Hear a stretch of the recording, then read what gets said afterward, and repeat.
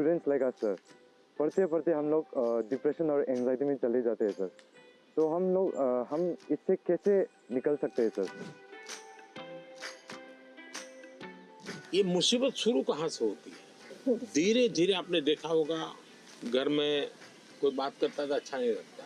पहले अपने छोटे भाई से बहुत गप्पे मारते थे। जी सर। लगता है ये सर खा रहा, जाओ तुम जाओ। पहले दौड़ करके स्कूल से आते थे, स्कूल में जो हुआ सब मम्मा को बता देते थे। और मम्मा को नहीं बताते, मन क्या चल छोड़, आ गए, किताब थोड़ी देर लिया, छोड़ दिया। ये बिहेवियर आपको देखा होगा, धीरे धीरे अपने आप को कट करता जाता है, सिकुड़ता जाता है, और धीरे धीरे फिर वो डिप्रेशन में चला जाता है।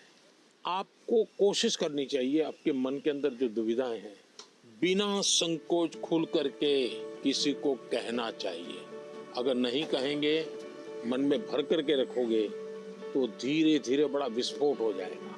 पहले हमारे समाज व्यवस्था में बहुत अच्छा फायदा था। हमारा परिवार ही अपने आप में एक यूनिवर्सिटी होता था। कभी कुछ बात दादा से खुल करके कर लेते थे, कभी दादी से कर लेते थे, कभी नाना से, कभी नानी से, कभी बड़े भाई से, कभी भाभी से। यानी कुछ न कुछ आपको मिल जाता था। जैसे कुकर का विसल बजती है ना, कुकर फटता नहीं है, वैसा ये कहीं न कहीं आपका ये प्रेशर है वो कम हो जाता है।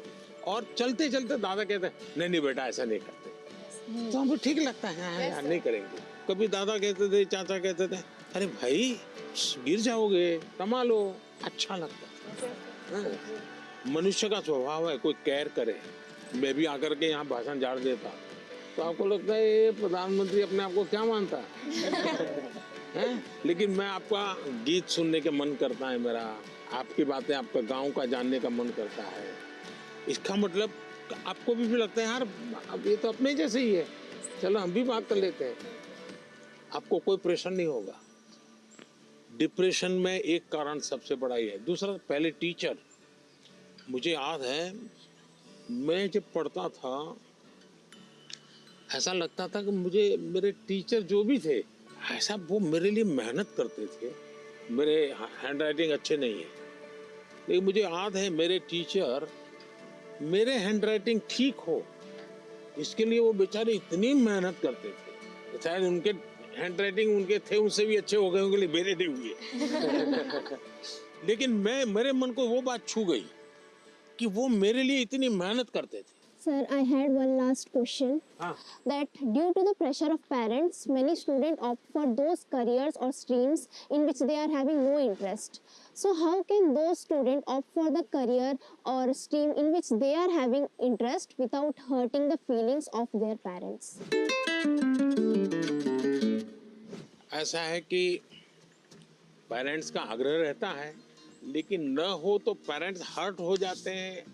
ऐसा नहीं है, वो अपेक्षा रहती है उनकी कि भाई मेरा बच्चा ऐसा बने, मेरा बच्चा ऐसा करे। और उसका एक कारण होता है उनके अपने विचार नहीं होते। औरों के बच्चों को देखते हैं ना, तो उनको खुद का ईगो हर्ट होता है कि ये इसकी मौसी का लड़का तो इतना कर लिया, ये मेरा नहीं कर रहा है। तो उनका जो सोशल स्टेटस है वो उनके लिए रुकावट बन जाता है। तो मेरी तो माता पिता को एडवाइस है कि कृपा करके आपके बच्चे को आप मॉडल के रूप में हर जगह पे खड़ा मत कर दो। आप अपने बच्चे को प्यार करो, उसकी शक्तियां हैं उसको स्वीकार करो। दुनिया में कोई व्यक्ति ऐसा नहीं है जिसके पास कोई एक चीज नहीं होती है। जैसे मैंने अभी बताया, वो बच्चा स्कूल से निकाल देने वाले थे, वो रोबोट बनाने में नंबर पर ले आया। वो जो बच्चे स्कूल में कभी खेल कूद के अंदर बहुत बड़ा, अब सचिन तेंदुलकर इतना बड़ा नाम सुन रहे हैं, पढ़ाई के विषय में खुद कहते हैं मेरा विषय ही नहीं था, मैं कोई ज्यादा पढ़ने का मेरा रस नहीं था। लेकिन उनके माँ बाप ने उनके अंदर ये क्षमता देखी, उनके टीचर ने देखी, उनका जीवन बदल गया। मुझे कभी किसी ने पूछा था कि आप प्रधानमंत्री नहीं है, मंत्री होते, मिनिस्टर होते, और आपको कोई डिपार्टमेंट लेने के लिए पूछता कोई, तो आप कौन सा डिपार्टमेंट पसंद करते? तो मैंने जवाब दिया था मैं स्किल डेवलपमेंट डिपार्टमेंट। स्किल की ताकत बहुत होती है। हमें स्किल पर बल देना चाहिए और माँ बाप भी बेटा पढ़ाई में नहीं है तो कहीं और तो उसकी ताकत होगी उसको पहचाने और उसको डाइवर्ट करे। तो मैं समझता हूँ ये प्रेशर कम हो जाएगा। पीएम मोदी ने पेरेंट्स को भी एक मैसेज दिया था कि बच्चों पर प्रेशराइज नहीं करना चाहिए, बच्चों को पेरेंट्स से सीखना चाहिए और पेरेंट्स को बच्चों को अंडरस्टैंड करना चाहिए, म्यूचुअल अंडरस्टैंडिंग होना चाहिए। वहाँ चलना है।